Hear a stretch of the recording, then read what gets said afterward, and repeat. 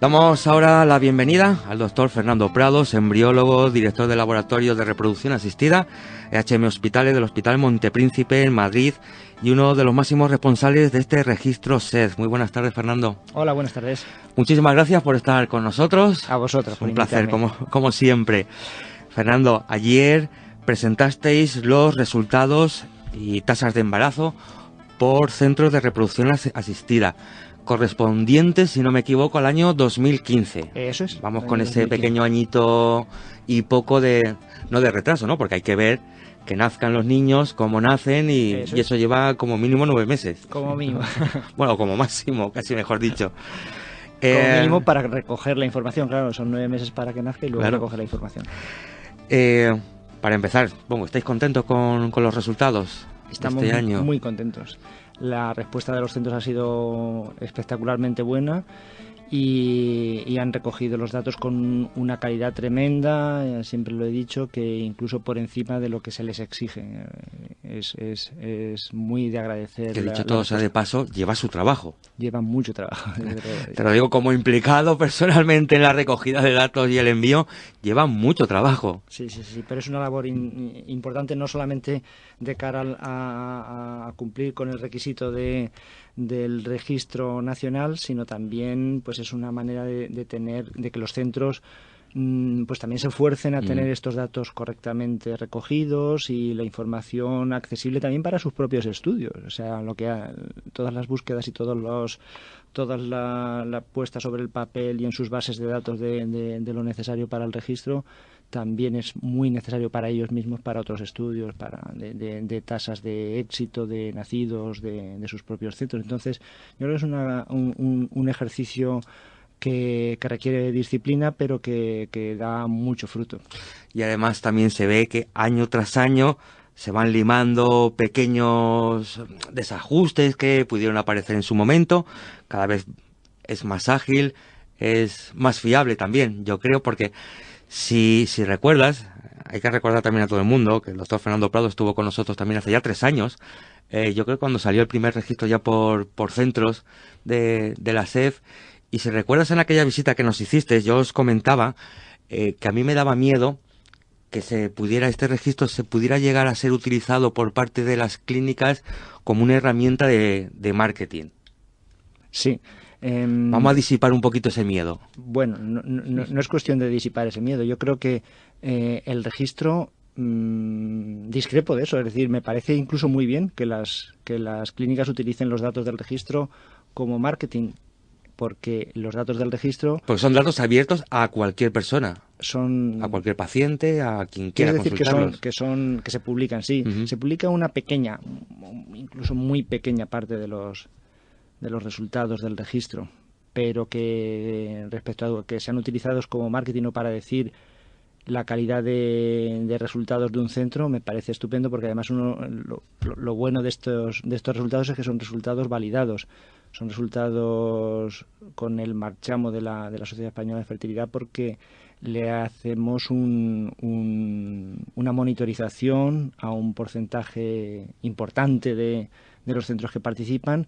Es decir, que los datos no tienen ese peligro de que no sean todos los correctos que deberían ser, por ejemplo, cuando se publican datos de un centro en su propia página web, sino que son datos... Que evidentemente eso sí que es marketing puro y duro. Ahí está, se pueden pues adaptar mucho, hay muchas maneras de contar los resultados de un centro, y sin embargo los datos que se publican del Registro Nacional de Reproducción Asistida son datos validados y contrastados. Entonces, pues me parece muy bien que eso sea la herramienta habitual de marketing de los centros, porque es de más seguridad para los pacientes. Claro, precisamente has comentado el tema de la monitorización, porque recuerdo eso que hace 3 años yo te comentaba, ¿vale? ¿Qué me impide a mí como propietario, gerente o director médico de una clínica de fertilidad manipular mis estadísticas para que sean mejores? Sí, bueno, sobre el papel sí. Realmente... es siendo malo. Punto 1, es muy difícil. Realmente no creas que es tan fácil, digamos, manipular los datos que tienes tú en tu base de datos. Es bastante complicado en sí mismo. pero es que además, como nosotros hacemos una revisión de estos datos por una empresa externa, pues la posibilidad no existe, porque realmente pues estos centros serían expulsados del registro. Y para que te hagas una idea, el año pasado hicimos una monitorización de 32 centros de reproducción asistida y ninguno de ellos tuvo un problema que hiciera que no validáramos sus datos. O sea que realmente la calidad de los datos que tenemos en el registro es máxima. Entonces, pues en ese sentido los pacientes pueden estar muy tranquilos de que los datos son fiables. ¿Qué porcentaje más o menos supone esos 32 centros? Pues es por encima del 10%. Que es un poco una cota, digamos, que nos marcamos como un mínimo para asegurar que se hace una revisión importante de todos los centros. Hay que tener en cuenta que hay muchos centros en España y que este año han participado en el registro, entre los centros que han participado en el registro de fecundación in vitro y los que han participado en el registro de inseminación artificial, en total han participado 286 centros. Entonces, claro, 32 centros es por encima de ese 10%, pero no muy por encima de ese 10%. El problema es, sobre todo, también económico y de tiempo. Para hacer una monitorización de todos los centros se requeriría muchísimo personal durante mucho tiempo, y eso sí que produciría un retraso tremendo en la publicación de estos resultados. Bueno, pero también es buena noticia que vaya aumentando ese porcentaje. Digo, hace 3 años recuerdo que me hablabas del 4% más o menos, ya hemos pasado del 10%. No, quizá hay algún error ahí. Precisamente las monitorizaciones siempre han estado por encima de ese 10%. Sí. Y la cuestión es que antes de que el registro fuera obligatorio, fuera un registro, nos estamos refiriendo, para entendernos, a que este es el registro que antes era el registro de la Sociedad Española de Fertilidad. El registro de la Sociedad Española de Fertilidad fue aceptado por el Ministerio de Sanidad como el registro nacional.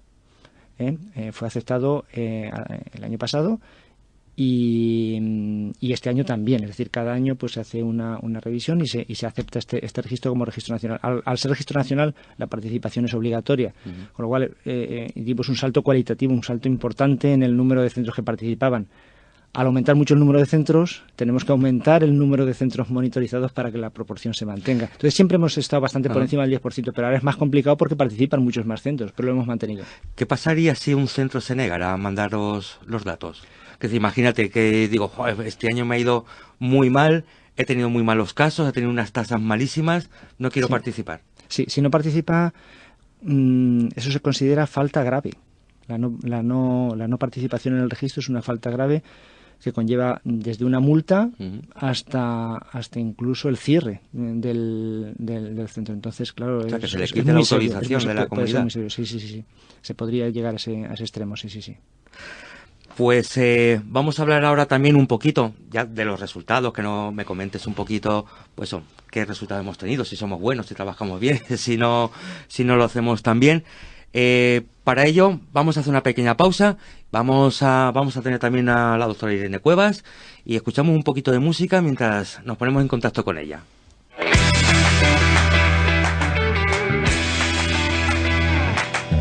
Huye, escapa, quítate la bata, rompe nuestra foto y tira la callata, saca los dientes y esconde tu mente, puedes olvidarme camuflada entre la gente, sigue tu rumbo a la cima del mundo. Nada te retiene, pero en lo más profundo admira el empeño de ver a tu dueño. Quiero ser el perro que te lame los sueños. Si te tiras al fuego, entonces nos quemamos los dos. Si te tiras al fuego, entonces nos quemamos los dos.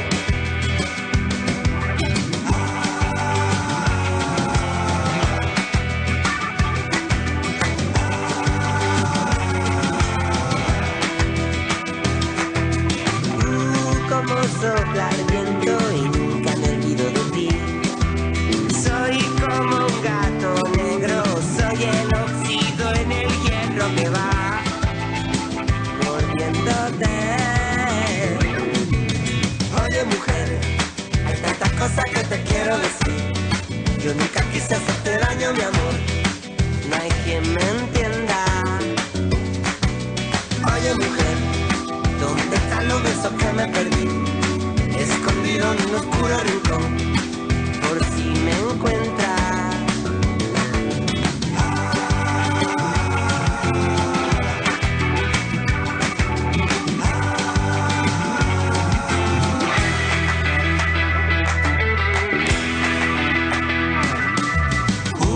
Corre, no seas cobarde, vete de mi fiesta, la noche está que arde. Entras a la cerca y abre la puerta, pon en tu móvil el tono de alerta.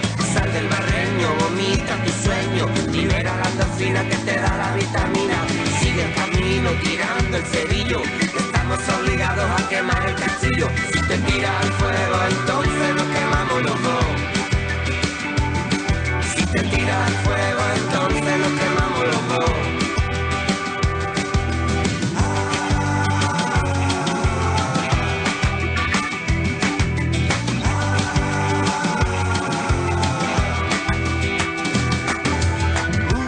Como sopla el viento y nunca me olvido de ti.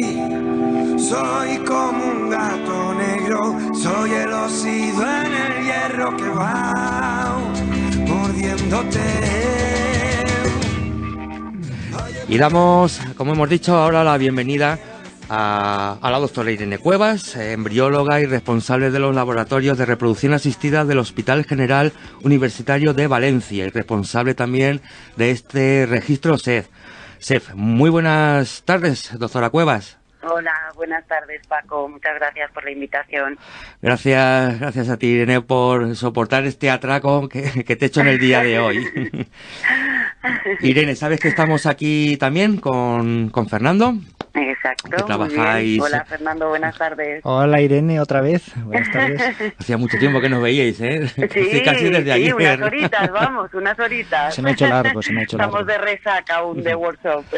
Por eso yo sé que vosotros estáis acostumbrados a trabajar codo con codo.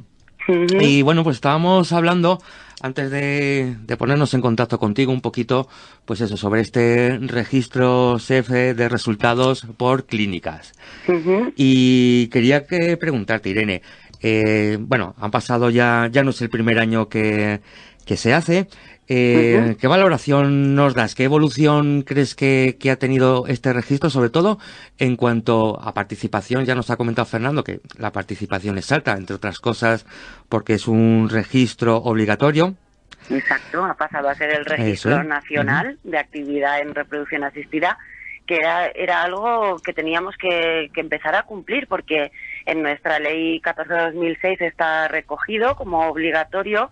Lo que ocurre es que, bueno, pues llevábamos tiempo incumpliendo esta norma. Desde la Sociedad Española de Fertilidad se comenzaron, todos lo sabéis, desde el Comité del Registro, se comienzan a recoger los datos de una forma más o menos, pues bueno, la participación no era obligatoria, sino que la gente la hacía de una forma un poco altruista y bueno, pues todos pensábamos que era obligatorio, pero sí que es cierto que el año pasado, con el registro del 2014, ya entra de forma obligatoria, todos los centros tienen que participar, y era algo que teníamos que empezar a hacer. Estamos obligados por ley a hacerlo, evidentemente. Sí, bueno, tú sabes que muchas veces eso tampoco significa mucho. Ahora dentro de un ratito hablaremos también de otro registro y de otras de las cosas que también estábamos obligados por ley a haberlo puesto en marcha hace ya un tiempo. Sí, desde el 96, efectivamente. Por eso digo, ahora iremos con ese tema también. Pero antes, en lo relativo a este registro SEF, quería que me comentaras un poquito, hablando ya pura y duramente de las tasas de embarazo. Antes de seguir adelante, que me comentara, bueno, primero, ¿qué evolución ha habido así, en líneas generales, sin pararnos a analizar mucho más en cuanto a la evolución de las tasas de embarazo en España y cómo estamos en comparación con otros países de Europa y del mundo? A ver, pues la evolución en cuanto a las tasas de embarazo, la verdad es que sobre todo el año pasado, cuando tuvimos el primer registro obligatorio, y sabéis que se incrementó de forma notable el número de tanto de centros participantes como de ciclos recogidos en nuestro registro de actividad, la verdad es que con ese aumento tan significativo de tratamientos que incluimos en el registro, sí que esperábamos que hubiera muchos más cambios, sobre todo en las tasas de embarazo, pero la verdad es que se mantuvieron bastante. La línea la línea de los datos que íbamos recogiendo en el registro parece que iba siendo bastante fiable, a pesar de que no era un registro obligatorio y no todos los centros en España estaban participando. Sí que en los últimos años lo que estamos viendo, porque nosotros no solo recopilamos los datos, sino que sabéis que con la ayuda de Dynamic hacemos estadísticas, analizamos los datos y sobre todo vemos la evolución de nuestros resultados, nos sirve para ver en qué punto nos encontramos, cómo estamos trabajando. Sí que hemos visto en los últimos años un descenso en las tasas de embarazo por ciclo iniciado. Creemos que esto es debido porque cuando contamos por transferencia embrionaria, las tasas de embarazo se mantienen, por ciclo sí que están disminuyendo y parece que eso está reflejando la introducción o que se está generalizando cada vez más la política de transferencia, de congelación de todos los embriones, el freeze-all, el famoso freeze-all. Para hacer una transferencia en diferido. Exacto, la transferencia en diferido, que representa ya en este último informe el 10% del total de los ciclos que hemos recogido. Entonces, sí que estamos viendo eso, cambios sobre todo en las políticas o en las formas de trabajo. Con respecto a otros países europeos, pues bueno, yo creo que la batalla que todavía tenemos pendiente es la disminución en el número de gestaciones múltiples. En cuanto a tasas de gestación, yo creo que estamos bastante equiparados con otros países, pero la tasa de gestación múltiple todavía es nuestra asignatura pendiente y aunque la hemos conseguido descender en los últimos años, creo que aún nos queda un poquito de trabajo por hacer. Bueno, eso te iba a comentar, porque si echamos la vista un poquito atrás, y no mucho más atrás, hace 5, 6, 7 años, la tasa de embarazo múltiple estaba mucho más disparada, creo yo. Sí, Fernando, también si puedes colaborar e interrumpirnos cuando quieras. Sí, bueno, tampoco quiero ya quitarle tiempo a Irene, que está muy bien informada de todo esto y bueno, encima que la habéis llamado ahora por teléfono, pues que participe. Pero sí, estoy totalmente de acuerdo con lo que ha dicho Irene. Y solo en una cosa no estoy de acuerdo, es un poquito más incluso la tasa de cancelación de la transferencia en fresco. Vamos un poquito hacia esa tendencia en todo el mundo y en España principalmente. En los casos de ciclos con ovocitos propios es del 17,6% la tasa de punciones que se cancelan porque se transfieren todos los embriones para hacer una transferencia en descongelado. Me parece una técnica muy válida porque lo que se hace es buscar una preparación del útero, una preparación del endometrio mucho más precisa. O sea, centrarnos solamente en la preparación sin un ciclo para los lados. Un ciclo para obtener ovocitos y un ciclo para obtener un buen endometrio para que los embriones producidos aniden perfectamente. Algo que se consiguió gracias a la aparición y el desarrollo de las técnicas nuevas como la de vitrificación. Eso es, muy bien. Realmente eso es lo que ha permitido esto, es decir, hace 15 años pues no teníamos tanta confianza. No teníamos tanta confianza en la eficacia de la criopreservación como lo tenemos ahora. Las tasas de supervivencia embrionaria superan el 90%, incluso ampliamente superan ese 90%. Entonces, lo raro es que un embrión se dañe por la criopreservación, lo cual pues es una técnica totalmente segura. Y eso me gusta siempre remarcarlo porque a lo que conduce es a que sea cada vez más viable la transferencia de un único embrión. Estabais hablando antes del problema con los embarazos múltiples. El problema de los embarazos múltiples solo se soluciona transfiriendo los embriones de uno en uno. Antes a lo mejor era menos factible, pero ahora es totalmente factible y totalmente razonable, porque los embriones se pueden transferir en varias transferencias de uno en uno sin ningún deterioro de las posibilidades de embarazo, sin ningún deterioro absoluto. Exacto, y quería también remarcar que es otro punto que también hemos incorporado al registro. Estamos hablando de que a día de hoy es impensable o es un laboratorio de reproducción asistida que no cuente con un buen programa de criopreservación, pero creo que no solo eso, en el registro también hemos incorporado la evolución de la política de la transferencia en estadio de blastocisto. Llevamos ya varios años recogiendo este dato y estamos viendo que está aumentando la transferencia embrionaria única al mismo tiempo que está aumentando la transferencia en estadio de blastocisto. Va paralelo. Entonces parece que es eso, que los laboratorios están evolucionando para seleccionar mejor el único embrión que van a transferir. Y es lo que nos va a llevar a eso, a la disminución de la tasa de embarazo múltiple tan elevada. Eso es, tú lo has dicho, Irene, esa es la segunda herramienta importante para permitir la transferencia de embrión único. Una es la confianza en la criopreservación y la otra es la confianza en el método de selección embrionaria, que cada vez es más preciso. Y yo creo que también, apuntando un poco, es más preciso, no solamente porque los profesionales embriólogos sigamos evolucionando, sino que también estamos apoyados por las casas comerciales que cada vez nos preparan medios de cultivo mejores, por las marcas que cada vez nos proporcionan aparataje e incubadores más precisos. Creo que es un conjunto de todo. Y sobre todo porque los embriólogos somos muy buenos. Exacto, efectivamente. Bueno, estamos todavía esperando, esto es una cuñita que meto, que realmente seamos embriólogos. Sí, muy buena Yo cuña, llevo 20 años ya cuña. esperándolo. Sí. Espero no tenerme que jubilar sin serlo. Sin que haya un reconocimiento oficial. ¿Verdad? Claro. Es muy importante que haya un reconocimiento oficial de nuestra especialidad, que muy importante para nosotros, claro está, pero sobre todo muy importante para la calidad del servicio y para que los pacientes tengan una garantía. Y porque para ya la toca. seguridad de los pacientes, eso es. Volviendo un poquito a este registro, Sef, no quiero dejar pasar, Irene, lo hablaba antes a micrófono cerrado con Fernando, que bueno, el registro SEF por centros ha sido una reivindicación histórica de pacientes, asociaciones de pacientes que querían, pues bueno, saber un poco los resultados de cada clínica, sobre todo a la hora de tomar la típica decisión de a qué clínica voy cuando voy a hacerme un tratamiento. Hoy en día hay mucha oferta y muchas veces están perdidas. Entonces, partiendo de esa base, quería que les explicaras un poquito, sobre todo eso, dirigido a las pacientes, qué deben tener en cuenta y qué no cuando entren a la página web de la SEF donde están estos resultados, para que tampoco nos volvamos todos locos. Claro.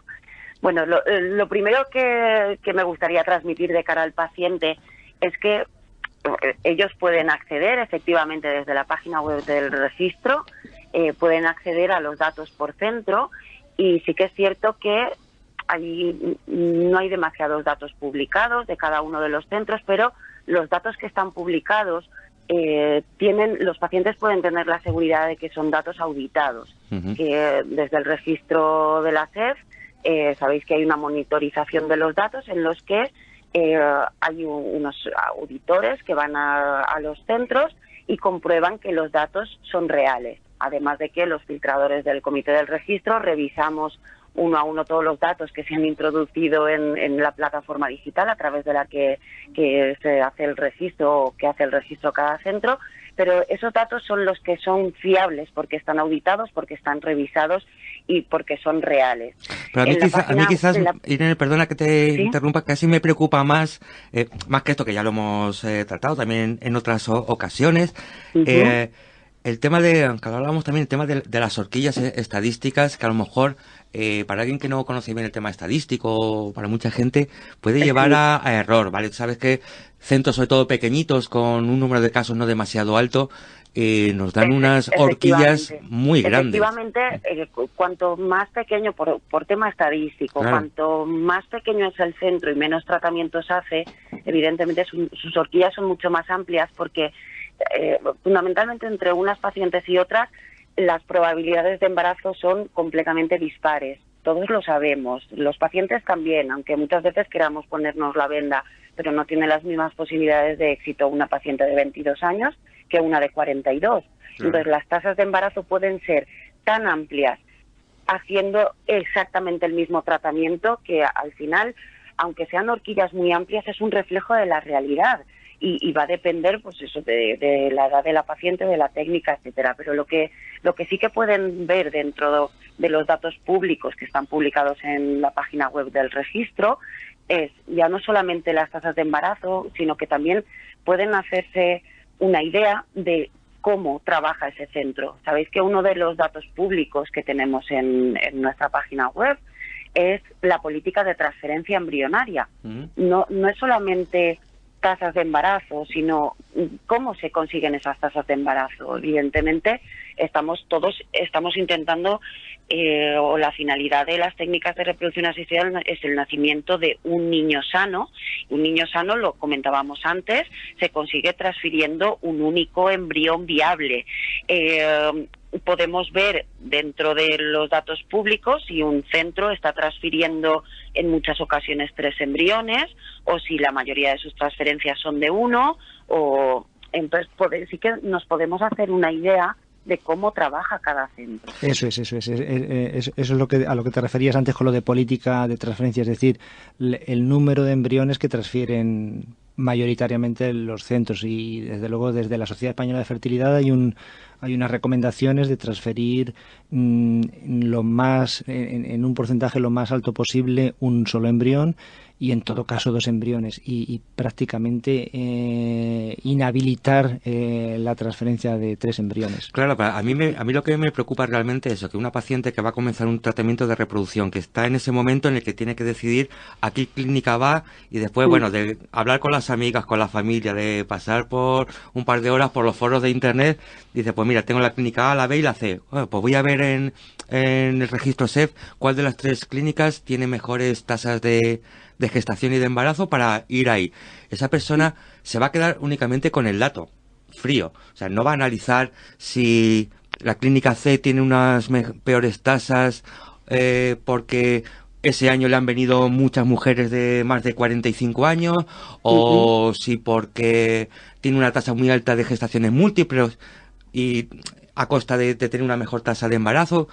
Que sea, eso es lo que a mí me parece un poco peligroso. Son un poquito difíciles de interpretar los datos, claro, que se publican del registro, pero también es que si tratáramos de publicarlo con más precisión, también nos equivocaríamos más. Cuanto más quieres ser preciso, más te equivocas, evidentemente. Entonces, lo de la famosa horquilla, es decir, el centro A tiene unas posibilidades de embarazo en pacientes de entre 35 y 39 años, y en el registro pone entre un 28 y un 45%. Dices, claro, eso es muy amplio, casi no dice nada. Y hay horquillas más amplias. Sí, pero es correcto. Pero eso sí es correcto. Lo que no sería correcto es decir, tiene un 43% de posibilidades de embarazo, porque no es cierto. No es decir, refleja la realidad.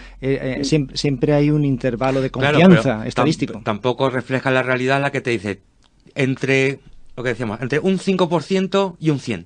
Claro, pero eso es cuando el centro... ¿Qué dices? Esto es, voy a estar a la lotería a ver si voy a ir a ver si me embarazo o no, porque... Ahí está, cuando el centro ha hecho pocos tratamientos de ese tipo de tratamiento. Pues, por ejemplo, imaginaros cómo está, y además creo que muy adecuadamente divididas las tasas de embarazo por rango de edad, lo cual es muy importante porque es lo que más influye con diferencia en las posibilidades a priori de embarazo de una paciente. Pues un centro la paciente puede identificarse en un grupo de edad. Entonces, aparte también, ya no solamente las tasas de embarazo, también en la plantilla pública también hablamos de tasas de implantación. También es algo muy importante. Sí. Pues eso, te decía que a lo mejor un centro puede tener con muy pocas pacientes por encima de 40 años. Entonces, al haber pocas pacientes por encima de 40 años, lo que decías, la horquilla de probabilidad de tasa de embarazo se amplía considerablemente. Pero es que si yo digo que por encima de 40 años tengo un 25% de posibilidades de embarazo en mi centro, no estoy siendo totalmente preciso si solamente he hecho, por ejemplo, 10 casos. Claro. Y he tenido, si de 10 casos he tenido 2 embarazos, pues es un 20% de tasa de embarazo. Pero si en vez de 2 hubiera tenido 3, es que es muy fácil que hubiera tenido 3 o uno solo. Sí, de todos modos, Paco, perdón, esta es mi opinión personal. De todos modos, las pacientes quieren un dato, pero ese dato, yo creo que viendo una página web, viendo nuestra página web, la del registro, o cualquier página web de cualquier centro de reproducción asistida, no le va a estar informando de su caso, porque cada caso es completamente diferente a cualquier dato que tú puedas dar. porque la paciente lo que tiene que tener claro es que su caso va a ser individual, porque vamos a estar hablando de ella como paciente, de su edad, de su reserva ovárica, del semen de su marido o del semen del donante que tenga que utilizar, de los embriones que generen. Entonces va a ser un caso completamente diferente a cualquier otro. Yo creo que lo que tiene que hacer la paciente es decidir confiar en un equipo médico que ella piense que está siendo honesto con ella. Lo que no podemos es engañar a nuestras pacientes, dándoles más esperanzas de las que ellas van a tener. ¿De qué sirve publicar en una página web yo tengo un 40% de tasa de embarazo si me va a venir una paciente que tiene menos de un 5% de probabilidades y yo le estoy diciendo que le doy un 40%? Es que es completamente absurdo. La paciente... me parece que es clave lo que acabas de decir, de la confianza en el profesional. La confianza en los profesionales. En los profesionales, claro. Porque no olvidemos que una unidad de reproducción asistida es un equipo multidisciplinar donde van a intervenir en su caso su ginecólogo, el embriólogo, evidentemente, la enfermera, y con todo ese equipo multidisciplinar son los que le van a dar la información real de su caso. Y viendo una página web no se va a poder sentir o no se puede identificar, porque eso es una estadística global y su caso va a ser completamente individual. Sí, pero dicho eso, yo quisiera romper una lanza en favor de los datos publicados por el Registro Nacional, porque, como tú habías dicho muy bien al principio, están validados, están monitorizados y son asegurados que son ciertos. No es que los datos que se publiquen en una página web tengan que ser falsos, pero pueden estar seleccionados de manera que parezcan mucho mejor de lo que son en realidad. Entonces yo diría a los pacientes que si quieren ver calidad de un centro, que vayan a los datos publicados en el Registro Nacional y que no se fíen de lo que pueden ver en una página web de un centro. Y nos vamos quedando sin tiempo, ¿vale? Nos quedan 4 minutos como mucho de charla, pero no quiero despedirme de ninguno de vosotros dos sin tocar un tema que seguro lo vamos a tocar más adelante en otra ocasión con mucho más tiempo, y es del registro de donantes, el sistema SIRA, que se presentó también ayer junto con la presentación vuestra en las dependencias del Ministerio de Sanidad. Y muy rápidamente me gustaría que explicáis un poquito en un minuto en qué consiste este registro y qué consecuencias va a tener para todos en general.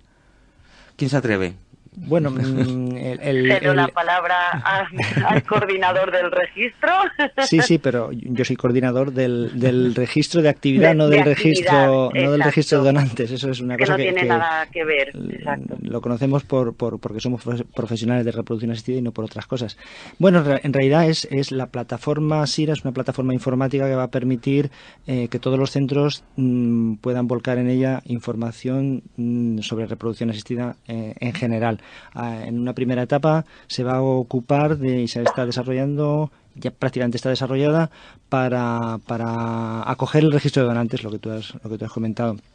Y esto lo que va a permitir es que haya una posibilidad de compartir la información de las donaciones, tanto de gametos como de embriones, es decir, de espermatozoides, de ovocitos y de embriones, a nivel de todas las clínicas de España. Entonces, pues básicamente lo más claro y que puede entender todo el mundo es que eso lo que va a permitir es que un donante se controle que solamente pueda estar donando en un determinado centro a la vez, que no se puede estar donando en 2 centros. Sobre todo estamos hablando de donantes de semen, claro está, y que se pueda cumplir pues las condiciones de seguridad. De ovocitos, también se hacen muchas veces los tours por distintos centros. Sí, pero bueno, eso es más, eso yo creo que menos eso, fácil. Con la plataforma también lo que se consigue es tener una trazabilidad también de las muestras, que está ocurriendo con las muestras en todo momento, si se detecta algún tipo de reacción adversa grave, como pues, por ejemplo, el nacimiento de un bebé con algún tipo de malformación, pues permite tener perfectamente identificado a nivel nacional de dónde proviene esa muestra e incluso poder bloquear muestras que puedan estar generando problemas o cosas por el estilo. La trazabilidad, sobre todo, yo creo que es fundamental. Que por cierto, con la introducción de este tipo de plataformas. Por cierto, digo, otro registro que nuevamente llega muchísimos años tarde, ¿vale? Muchísimos años tarde, y que viene al final por que la Unión Europea se ha plantado y nos ha obligado a llevarlo a cabo. Bueno, y también porque hay una demanda generalizada y porque... Sí, porque hay demanda, pero al final se ha hecho porque nos han obligado. Sí, bueno, y también hemos tenido... Yo creo que hay un equipo dentro del Ministerio de Sanidad, hay un equipo que se ha empeñado en tirar esto adelante y que la reproducción asistida realmente esté bien regulada y que se esté cumpliendo toda la normativa de forma y que correcta. se dé garantía de calidad, garantía. Y que nos reconozcan la especialidad algún día. Sí, pero el equipo de la Subdirección de Cartera de Servicios ha sido fundamental para el desarrollo de esta plataforma, que yo creo que... Un trabajo impresionante. Debería estar, pues eso todos lo sabemos, debería estar funcionando desde hace mucho tiempo. No se ha hecho, quizá la reproducción asistida no ha tenido el apoyo que ha tenido hasta hace unos años, pero ahora pues nada, lo que tenemos que hacer todos es comenzar a ponernos las pilas y utilizarlo bien, intentar utilizarlo bien, exacto, y cuanto antes empezar a trabajar correctamente, evidentemente. Pues hasta aquí, no tenemos tiempo para más. Muchas gracias, Irene, muchas gracias, Fernando. Muchas gracias, doctora Cueva y doctor Prados. Os he tuteado ya también por la confianza que tenemos. Pero lo digo, muchísimas gracias por estar hoy con nosotros. Más adelante trataremos este registro de donantes como se merece, este SIRA como hay que tratarlo, cuando tengamos un poquito más de tiempo. Así que espero también poder contar con vosotros en un futuro. Cuando quieras. Muy bien. Muchísimas gracias a los dos. Muchísimas gracias, Paco. Buenas tardes. Hasta luego. Buenas tardes.